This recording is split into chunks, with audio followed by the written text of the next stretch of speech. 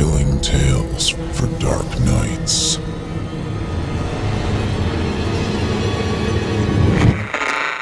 Want to make sure you never miss a Chilling Tales for Dark Nights video again? Be sure to subscribe and hit that bell to turn on notifications. The following interactive performance is a first-round entry in Chilling Tales for Dark Nights' 5th annual Evil Idol voice acting competition. And you, listener, get to help decide who advances to round 2. Voting is simple. Following the performance, simply click the thumbs up icon on this video if you'd like this contestant to move forward, or the thumbs down if you'd like to see them be eliminated. Voting on this entry will conclude 1 week after the date of its posting. Thank you, and good luck to all of our contestants.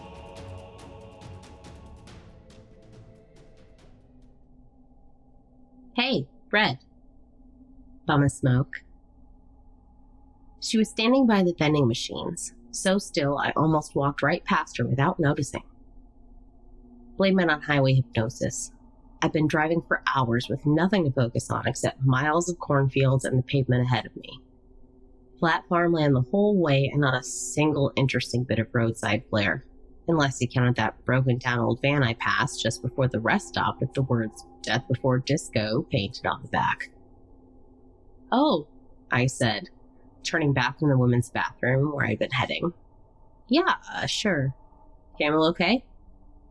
She smiled at me as I dug into my purse for my cigarettes. "Beggars can't be choosers, man."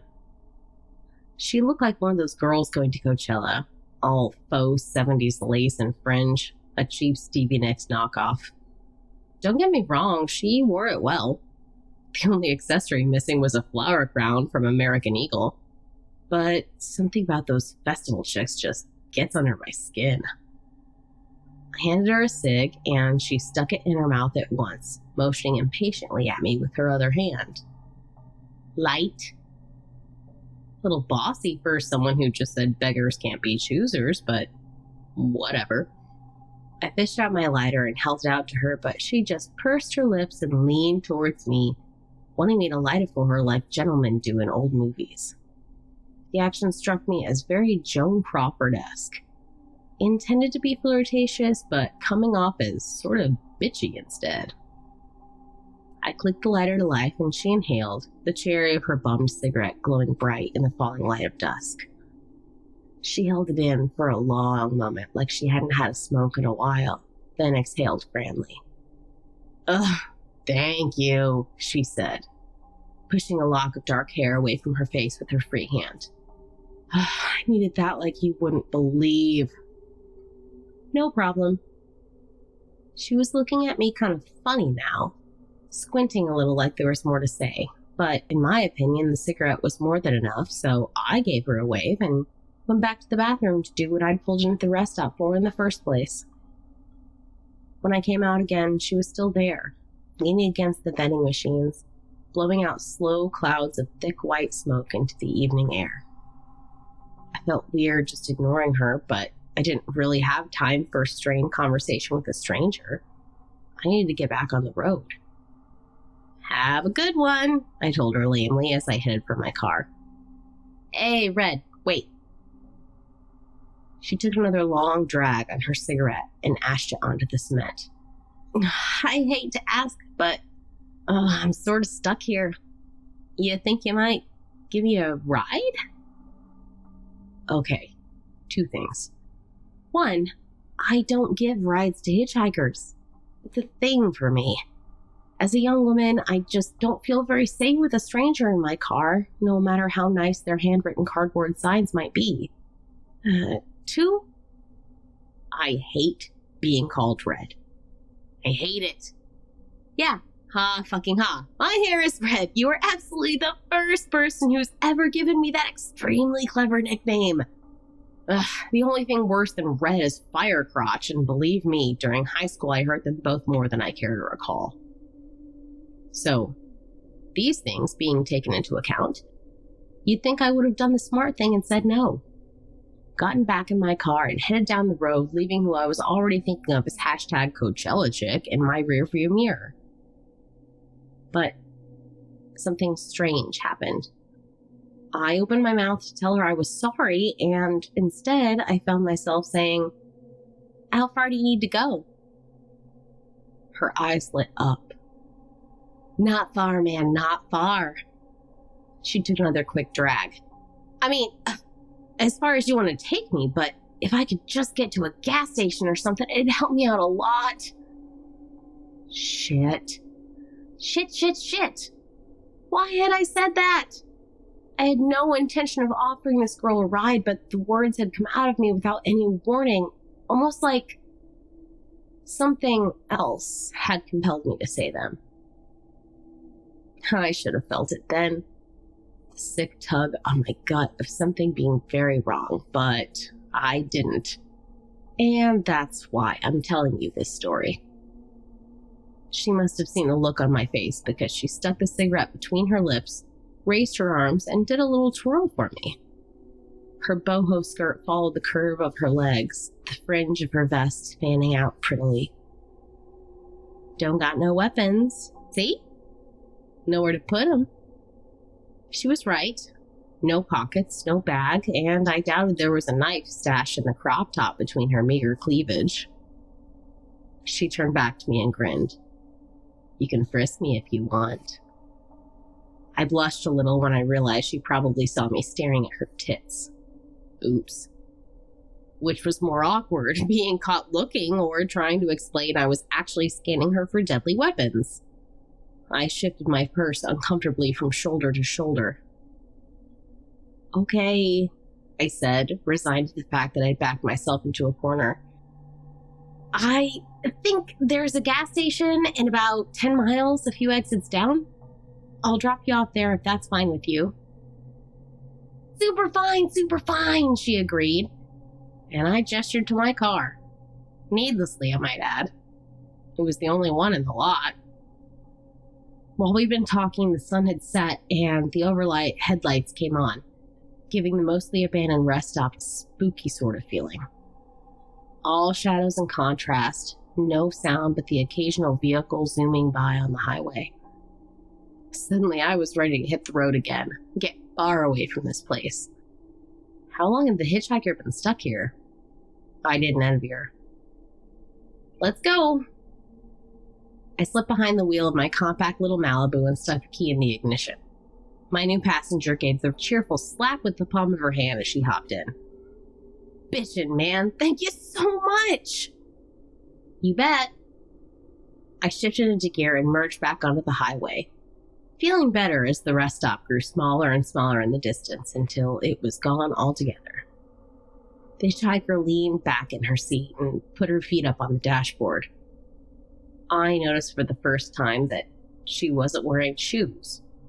Her soles were black and filthy. "Hey," I started, and as I glanced over at her, I realized a few more things. She wasn't buckled up, and she was still puffing on her cigarette. Great. Like the situation wasn't awkward enough. "You mind getting rid of that? I don't really smoke in my car." She gave me a look. A dark, sidelong look I really didn't like. Then she smiled. "Yeah, no sweat." She took one more deep drag and began fumbling around the door for the window controls. I rolled it down for her from my side and watched, satisfied, as she flicked it into the night.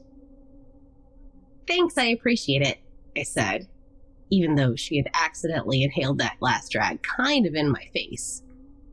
"You should buckle up, too." "Geez, Red, you got a lot of rules," she laughed. But there was tension in her voice now, something I hadn't heard back at the rest stop. She didn't reach for the seatbelt and wiggled her dirty toes on my dashboard. I looked at the mile marker. Only 8 more miles into the gas station exit. I could make it until then. A few long moments of silence passed between us before the hitchhiker said suddenly, "Where are you headed, Red?" "I fucking hate being called Red." "Oh, just home," I said, not wanting to give her more information than I had to. Visited a friend out of town, so, just heading home. Oh, she said thoughtfully. She shifted in her seat, put her feet back on the floor. That's cool, man, that's cool. She paused, turned around briefly to glance out the back window, then said, "Except you ain't never gonna make it." Before I could even process this, something slammed into my bumper from behind. My car lurched forward and I heard an engine being gunned loudly. The fuck? I gripped the wheel tight, struggling to stay on the road. My eyes flicked the rearview mirror. Behind me, right on my ass, was a bright red van. One of the ones that don't have any windows on the sides, sort of like the mystery machine from Scooby-Doo. I only had a split second to register what was painted on the hood. A cartoon devil with his middle finger in the air, pointed tail looping through the words "Death Before Disco," before the van fell back, revved its engine, and rammed into us again. The hitchhiker was laughing. A weird, high-pitched, screamy sort of laugh. "You fucked up, Red. You really fucked up!" she crowed, pounding her fists on the dashboard. I remembered the van from the side of the road. It had been the same thing, painted on the back without the little red cartoon devil, but it had been old, rusted, red paint faded to a salmon pink. All the tires were flat. It was a piece of junk. I had briefly wondered if it was even legal to leave something that dilapidated on the highway. Yet this van was as new as if it had rolled right off the lot. Shiny as a candy apple and in perfect shape, according to the roar of its engine in my ears. I swerved into the left lane and it followed seamlessly, dropping back only to advance on me again. My foot pressed on the gas pedal towards the floor and we surged forward, but the van wasn't far behind. "What the fuck is this?" I shouted, willing my shitty little car to go faster. The speedometer's needle was at 90 and wavering. "They're gonna mess you up, man," the hitchhiker cried triumphantly. She was alternating between bouncing in her seat and twisting to look at the van as it got closer. "They're gonna fuck you up, Red. Just you wait. My boys are gonna get you, and when they do, they're gonna do things to you. Crazy things." A crunch of metal as the van rammed us again. In my rearview mirror, the cartoon devil gave me the bird. Death Before Disco. "They're gonna kill us!" I tried swerving right this time, close to the guardrail, but the van followed suit. It was like it wasn't even really trying, not that hard. A cat playing lazily with a crippled mouse. "No, not right away," she said, a sick sort of glee in her voice. "I mean, you'll wish they did. My boys got all kinds of appetites, and they're fucking sure gonna play with you, Red. They're gonna have a good time with you. Oh, good thing you picked me up back there. I was stuck at that shithole rest stop, but now we're gonna have such a good time." I blew past the exit for the gas station, going too fast to take it and not entirely sure what I would do if I did. The van fell back a bit. My heart was hammering in my chest. I wasn't sure if I could force her out the passenger side, but I knew I had to keep driving. If I stopped... But I couldn't stop. That much was for certain.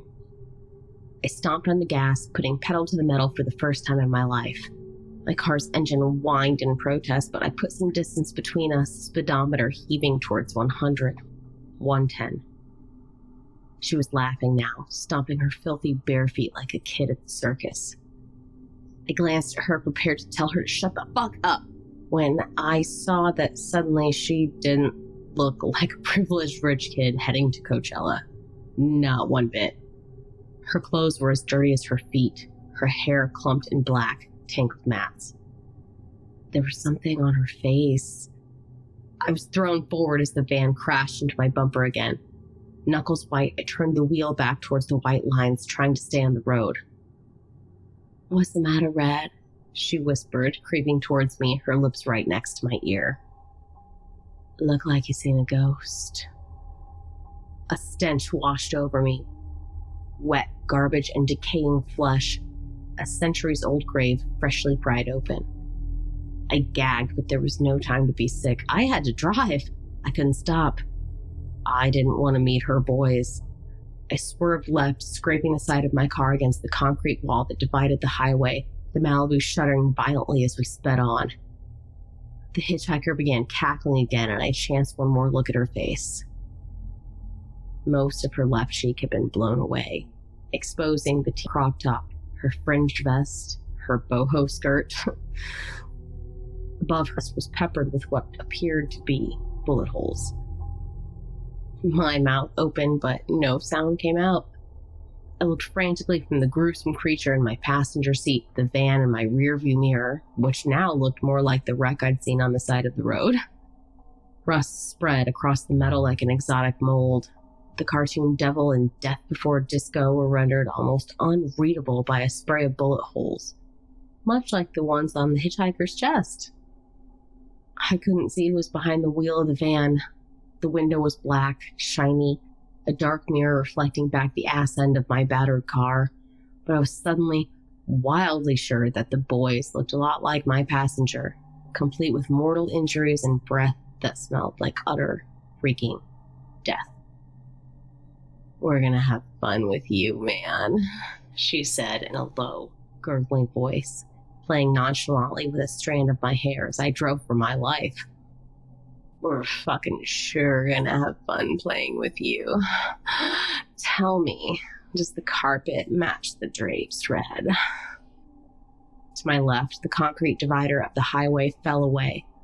The hitchhiker was leaning closer to me, pressing her rotting body against mine halfway across the center console.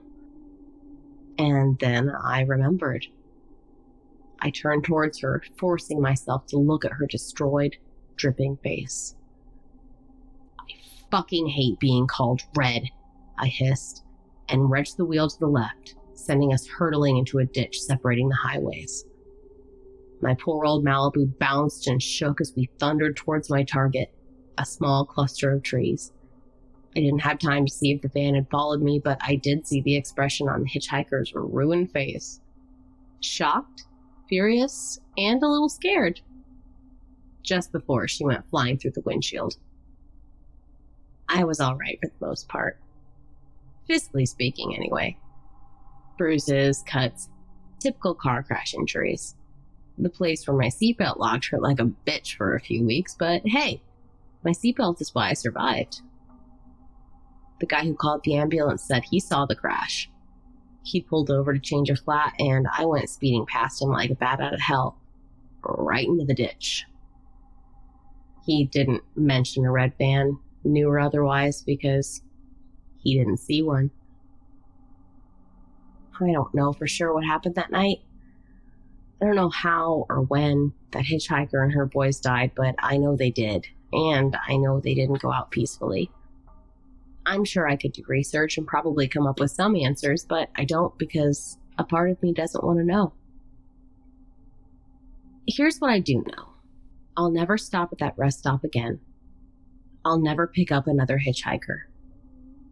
And I'll never tell the police, no matter how many times they ask me, where the candy apple red paint chips on my bumper came from. Thank you for listening. I'm your host, Steve Taylor, reminding you that if you haven't already, don't forget to cast your vote for this contestant via either a thumbs up or a thumbs down vote, and help decide who becomes the next evil idol. Until next time, turn off the lights and turn on the dark. Chilling tales for dark